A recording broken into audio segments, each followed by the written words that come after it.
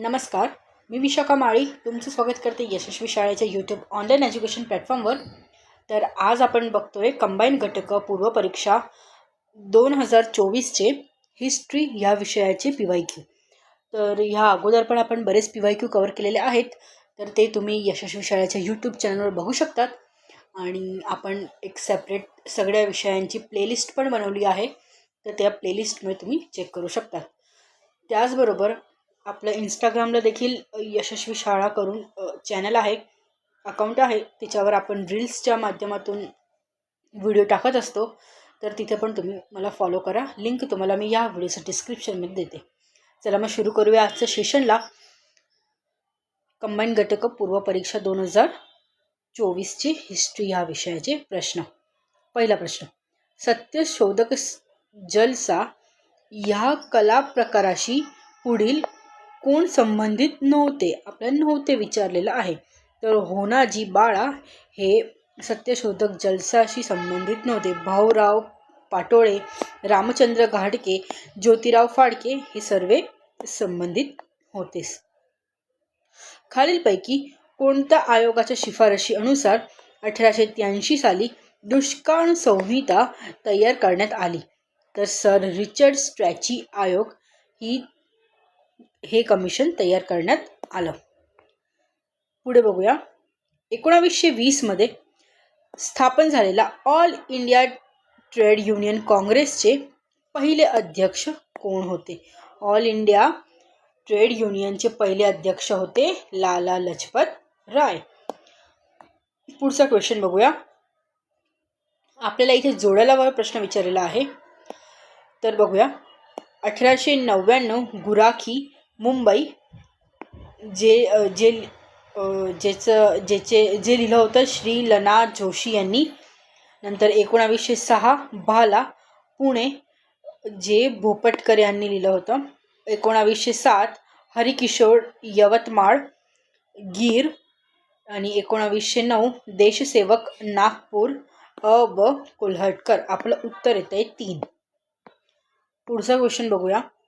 Company सरकारने आलेल्या सैनिकांसाठी उपलब्ध केलेला एनफिल्ड रायफल हाताळण्यासाठी खालीलपैकी कोणत्या शहरात प्रशिक्षणाची व्यवस्था केली होती? तर अंबाला, सियालकोट आणि डमडम.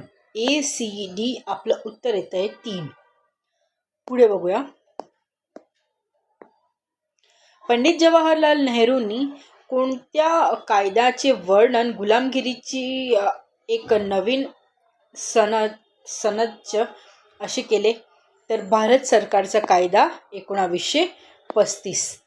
तर पंडित जवाहरलाल नेहरू हे 1935 पासूनच राजनीतीमध्ये ॲक्टिव्ह झाले होते. तर त्या अगोदरचे जे वर्ष आहे तर ते आपण असंच एलिमिनेट करू शकतो. तर आपलं उत्तर येतं आहे भारत सरकार कायदा 1935. स्ट्रॅची आयोग कशा संबंधी होता? तर आपण पुढे पण बघितलं, दुष्काळ संहिता संबंधी हा आयोग होता. तर दुष्काळ उपाययोजना. पुढे बघूया. कोणत्या व्हाईसरॉयच्या कालखंडात जिल्हा लोकल बोर्डाची स्थापना झाली? जिल्हा लोकल बोर्डाची स्थापना ही लॉर्ड रिपनच्या कालखंडात झाली. पुढे बघूया. खालील विधाने वाचून व्यक्ती ओळखा. सरोजिनी नायडू यांनी हिंदू मुस्लिम एकेचे राजदूत म्हणून यांचा गौरव केला.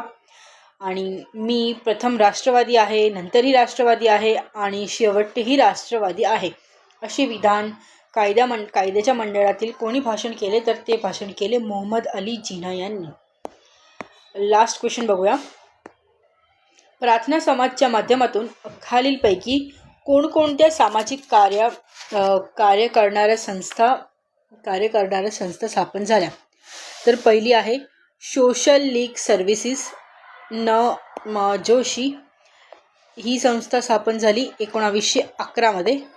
तर ही प्रार्थना समाजाच्या माध्यमातूनच स्थापन झाली. Servant of India society Gopalkrishna Gokhale. तर ही 1905 मध्ये स्थापन झाली. तर ही पण प्रार्थना समाजाच्या माध्यमातूनच स्थापन झालेली आहे. आर्य समाज आणि प्रार्थना समाजाचं काही कॉम्बिनेशन नाही आहे, दोघं एक सेपरेट हे आहे, सेपरेट सोसायटी आहे.